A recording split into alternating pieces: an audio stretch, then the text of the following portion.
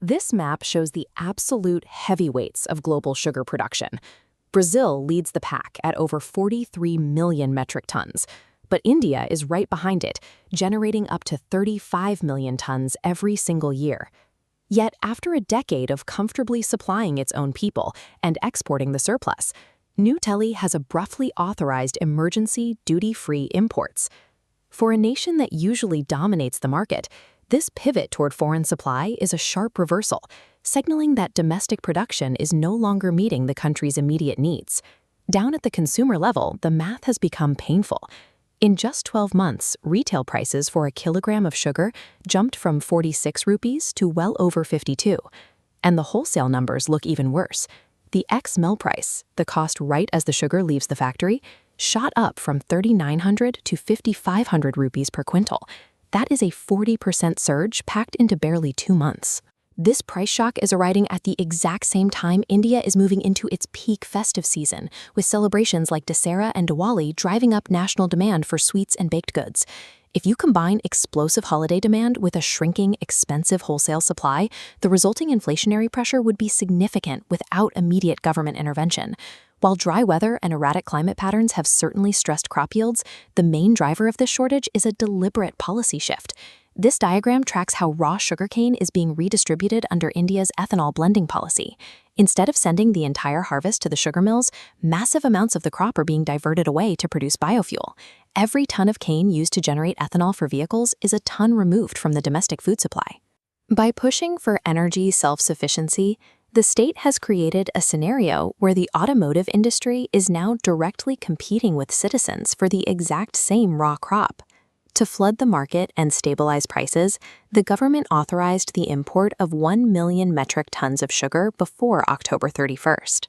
Usually, a standard 100% import tariff blocks foreign sugar from entering the country, because doubling the cost makes it more expensive than the local supply. This chart illustrates how the tariff rate quota, or TRQ, bypasses that barrier.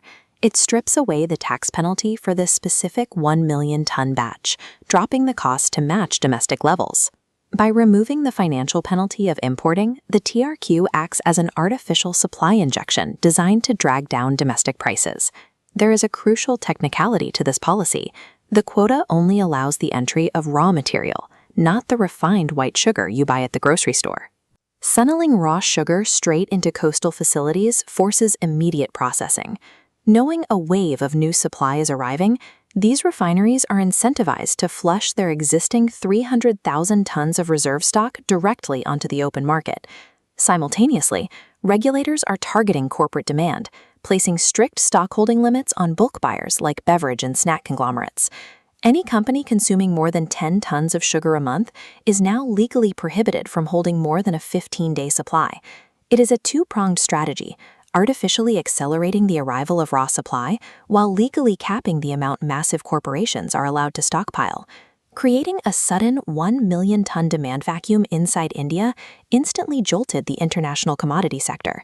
The moment the import plan was announced, sugar futures on both the London and New York stock exchanges saw a rapid 4% spike.